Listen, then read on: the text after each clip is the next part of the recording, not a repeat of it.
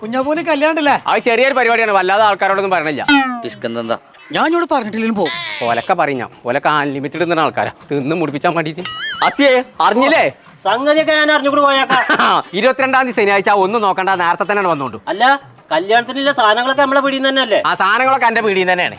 പണ്ടാരി bill വരുമ്പോൾ 2 മുളകും പൊടിന്റെ packet ഏറെ വെച്ചോണ്ട്, മറ്റേ ടേസ്റ്റ് ഏറിയ ആൾക്കാർ ഇങ്ങനെ ഇരുന്ന് തിന്നു.